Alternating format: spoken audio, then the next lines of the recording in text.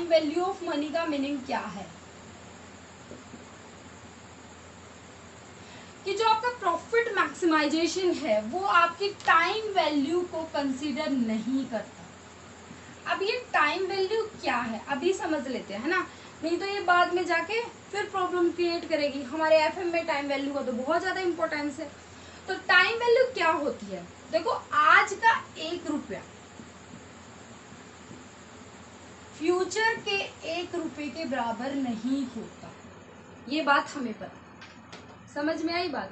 कि अगर मैं आपसे ये कहूँ कि मैं आज आपसे 10 रुपए ले रही हूँ और मैं 10 साल बाद आपको 10 रुपए दे दूँ, या मैं आपसे कहूँ कि मैं आज आपसे 10 लाख रुपए ले रही हूँ और 10 साल के बाद मैं आपको 10 लाख रुपए दे दूंगी, तो आप बिल्कुल एग्री नहीं होगी, ठीक है?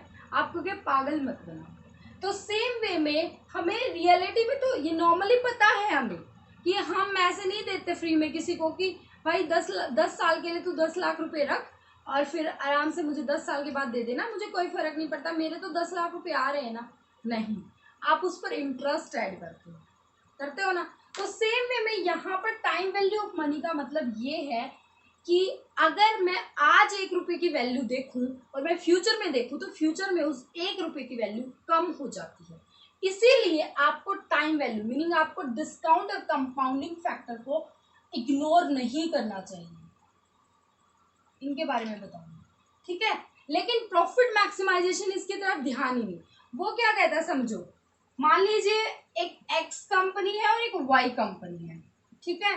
3 साल के प्रॉफिट्स गिवन है, फर्स्ट ईयर, सेकेंड ईयर और थर्ड ईयर। यहाँ पर इसने कमाए मान लीजिए 50,000, यहाँ पे 1 लाख, और यहाँ पर उसने कमाए मान लीजिए 20,000। यहाँ पर टोटल अगर मैं बात करूं तो 170 हो गए, 170 यहाँ पर हो गए। तो यहाँ पर आप इसको 2 से डिवाइड करो, 85 मान लीजिए यहाँ पर इसने 85 का।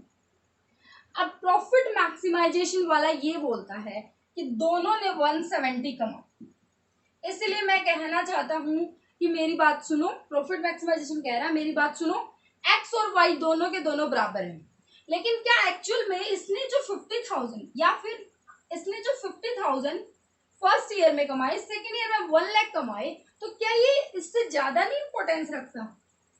ये तो लास्ट ईयर में 20,000 ही कमा रहा है, थर्ड ईयर में जाके इसने तो पहले 2 सालों में इतना कवर कर दिया प्रॉफिट, और ये तो लास्ट के 2 सालों में कमा रहा है।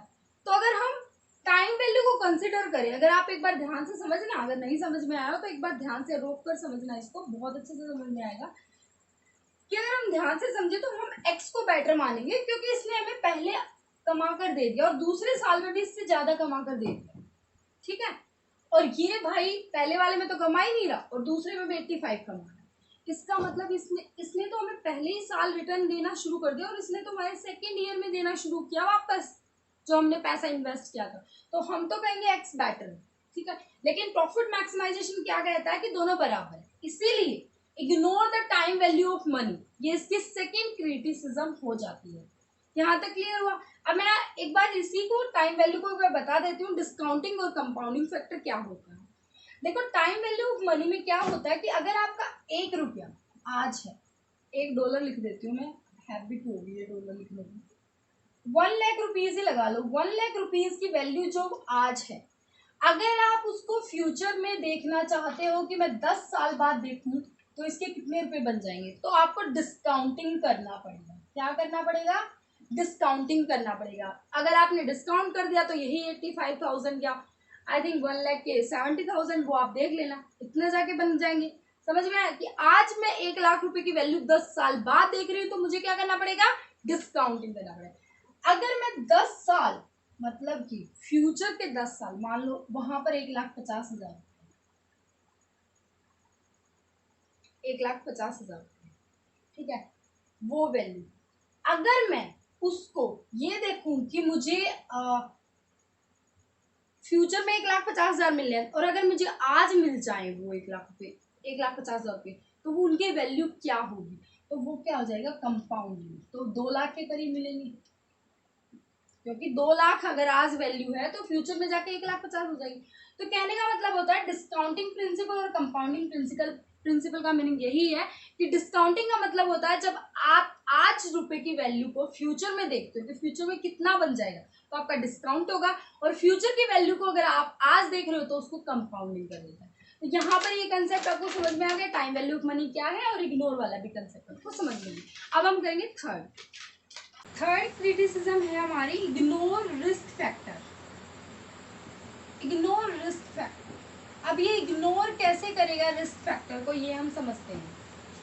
देखो यहाँ पर रिस्क फैक्टर का मीनिंग ये है कि अगर मान लीजिए फ्यूचर में जो आपके प्रॉफिट्स हो रहे हैं, मान लीजिए ये ए है और ये बी है, ठीक है, इसके प्रॉफिट्स हो रहे हैं, आज हो गया इसको 80,000, कल इसको हो गया 40,000, फिर इसको हो गया 60,000, फिर इसको हो गया 50,000, तो टोटल कितने प्रॉफिट हो गए फटाफट बताओ। 10 और 23 मतलब 2,30,000, 2,30,000 रुपये इसको प्रॉफिट हो गया, ठीक है। और इसको आप 2,30,000 रुपये को मतलब ये समझो कि यहाँ पर आप 60,000 ही कर लो या फिर यहाँ पर आप 50,000 कर लो, तो 2,20,000 हो गया, ठीक है। अब इसको 4 से डिवाइड कर लो एक बार, 55,000 यहाँ पर बी वाले का लिख लो, 55,000। तो चारों का मिलाकर आपका यहाँ पर आना चाहिए 2,20,000। वही सिचुएशन जो हमारी टाइम वैल्यू ऑफ मनी में थी वही सिचुएशन आपकी यहाँ पर आ जाती है, लेकिन मैं बताती हूँ difference time value of money और इसमें क्या था। प्रॉफिट मैक्सिमाइजेशन ये कहता है कि 2,20,000 रुपये ए कमा रहा है, 2,20,000 रुपये बी कमा रहा है, ठीक है। 2,20,000 तब कमाएगा जब यहाँ 30,000 होंगे। आई बात समझ में। यहाँ पर दोबारा से समझो कि 2,20,000 ये कमा रहा है, 2,20,000 ये कमा रहा है, लेकिन ये रिस्क फैक्टर को इग्नोर कर रहा है। Risk factor in the sense कि जो ए कंपनी है वो आपकी फर्स्ट ईयर में प्रॉफिट कमा रही है 80,000, सेकेंड ईयर में आपका लॉस जा रहा है, थर्ड ईयर में बेचारी फिर ऊपर उठ रही है, फिर फोर्थ ईयर में फिर नीचे जा रही है। दैट मीन्स रिस्क फैक्टर उसके माइंड में हमेशा टेंशन चल रही है कि भाई अगर मैं आज प्रॉफिट कमा रही हूँ तो मुझे कल का नहीं पता कि मैं कमाऊंगी या नहीं कमाऊंगी, समझ रहे हो। लेकिन बी भाई साहब ये आराम से अपना कमाता जा रहा है 55, इसको टेंशन लेने की जरूरत ही नहीं है। तो क्या इसके सामने रिस्क है? बिल्कुल नहीं है। लेकिन प्रॉफिट मैक्सिमाइजेशन क्या बोलता है, ये कहता है कि नहीं, ए और बी दोनों सेम है मेरे पॉइंट ऑफ व्यू से, क्योंकि दोनों का प्रॉफिट सेम। फोर्थ क्रिटिसिज्म है हमारी इग्नोर फ्यूचर प्रॉफिट। देखो जो हमारा प्रॉफिट मैक्सिमाइजेशन वाला कंसेप्ट है वो फ्यूचर के प्रॉफिट को ध्यान ही नहीं रखता। वो क्या सोचता है कि मेरे आज के जो प्रॉफिट्स है ना वो इनफ है। कहने का मतलब फ्यूचर प्रॉफिट का मतलब यहाँ पर ये है कि जो हमारा प्रॉफिट मैक्सिमाइजेशन है वो ये सोचता है कि मेरी जो करंट की सेल्स है ना वो एनहांस हो जाए किसी भी तरीके से, क्योंकि उसका मेन मोटिव क्या है, प्रॉफिट अर्न करना। उसको ये तो ध्यान में ही नहीं रखना कि उसको क्या ये जो करंट में वो फटाफट सेल्स इंक्रीज कर रहा है, क्या इसका इम्पैक्ट फ्यूचर में कुछ गलत तो नहीं पड़ने वाला, नहीं, उसको ध्यान ही नहीं है इस बात पर। इसीलिए वो फ्यूचर के प्रॉफिट को इग्नोर करके चलता है। वो सोचता है कि करंट में तो मुझे प्रॉफिट हो रहा है ना, बस वही ठीक है। एक पॉइंट और लिखो, 5th नंबर पर आता है हमारा कि ये सोशल वेलफेयर को भी इग्नोर करता है। अब यहाँ पर हम कहेंगे कि हमने इसकी एडवांटेज में तो ये कहा था कि सोशल वेलफेयर को बढ़ावा देता है। बढ़ावा इन द सेंस यहाँ पर ये था वहाँ पर कि अगर हमारी कंपनी प्रॉफिट अर्न करेगी तभी वो सोसाइटी की तरफ देखेगी, अगर कंपनी लॉस में जा रही तो बिल्कुल नहीं देखेगी।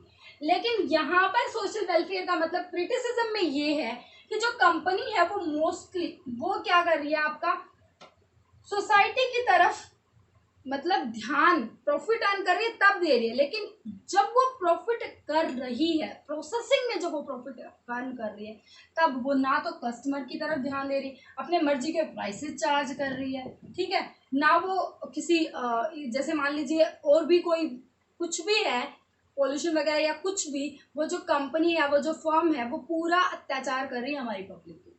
कहने का मीनिंग ये है कि सोसाइटी की तरफ जब वो प्रॉफिट अर्न कर रही है तब बिल्कुल ध्यान नहीं दे रही। हाँ, जब उसके प्रॉफिट आ जाते हैं उसके बाद वो डोनेट करने में 2% कॉर्पोरेट सोशल रिस्पॉन्सिबिलिटी CSR में, वो जो जरूर कर देती है, लेकिन यहाँ पर वो बिल्कुल भी ध्यान नहीं देती। तो इस कंसेप्ट को एक बार समझ लेना सोशल वेलफेयर का मैंने क्या। ओके, उसके बाद एक पॉइंट रह जाता है हमारा 6, और वो पॉइंट ये कहता है कि जो आपका प्रॉफिट मैक्सिमाइजेशन है वो डिविडेंड जो पॉलिसी है उसको भी इग्नोर करता है। डिविडेंड पॉलिसी को किस तरीके से इग्नोर कर रहा है, वो कोई स्टेबल या कोई ऐसी पॉलिसी नहीं बना रहा है कि वो हर टाइम पीरियड पर उनको डिविडेंड देने वाला है। वो सोचता है, वो भी जो कंपनी है वो ये सोचती है कि अब की बार मैं डिविडेंड ना डिस्ट्रीब्यूट करूं, ताकि मुझे और शेयर्स ना इशू करने पड़े, और जो रिटेन अर्निंग है वहां से ये ऐसे ग्रोथ कमाता रहूं ताकि मेरे प्रॉफिट्स बढ़ते। इसीलिए वो डिविडेंड को भी ये नहीं सोचता कि रेगुलरली मैं पे करूं। ये हमारी सारी की सारी क्रिटिसिज्म थी जो कि प्रॉफिट मैक्सिमाइजेशन की थी, जो कि हमने अच्छे से कर ली है। अब हम करने जा रहे हैं हमारा वेल्थ मैक्सिमाइजेशन, सेकंड टॉपिक, ठीक है। और इसको मैं एक बार शॉर्ट ट्रिक में बता देती हूँ कि वेल्थ मैक्सिमाइजेशन क्या होता है। वेल्थ मैक्सिमाइजेशन आपका कंसेप्ट इसलिए आया था क्योंकि इतनी सारी क्रिटिसिज्म इकट्ठी हो गई थी, उन सबको रिमूव किया था हमारे वेल्थ मैक्सिमाइजेशन में। वेल्थ मैक्सिमाइजेशन का मेन मोटिव आपका प्रॉफिट मैक्सिमम करना नहीं था, इसका था मेन मोटिव, इसको एनपीवी भी बोलते हैं। एनपीवी का मतलब होता है net present value. That means कि आपके जो present value of cash inflow है उसमें से आप माइनस करो present value of cash outflow, और अगर जब आपका जो बचता है उसको बोलते हैं वेल्थ, ठीक है।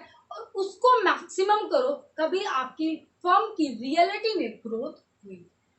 समझ रहे हो? इसका मतलब यहाँ पर उसने प्रेजेंट वैल्यू को कंसीडर किया। दैट मीन्स उसने जो हमने बात की थी टाइम वैल्यू ऑफ मनी, उसको कंसीडर किया या नहीं? टाइम वैल्यू को कंसीडर किया ना, तभी तो उसने प्रेजेंट वैल्यू वाले को किया। उसके बाद सेकेंड टाइम पर उसने जितनी भी इसकी क्रिटिसिज्म थी कि वो रिस्क को नहीं लेता, उसने रिस्क को भी इन्वॉल्व किया। तो हम कह सकते हैं कि जितनी भी इसकी क्रिटिसिज्म थी वो वेल्थ मैक्सिमाइजेशन ने पूरी कर दी, ठीक है। तो वेल्थ मैक्सिमाइजेशन का दूसरा नाम याद रखना एनपीवी, नेट प्रेजेंट वैल्यू। बाकी मैं इसको नेट प्रेजेंट वैल्यू वाले एक चैप्टर है हमारा, वहां पर इसको अच्छे से करा दूंगी। थैंक यू सो मच, आज के लिए इतना ही। थैंक यू सो मच, और लाइक सब्सक्राइब और शेयर वगैरह कर देना अपने दोस्तों के पास। Thank you.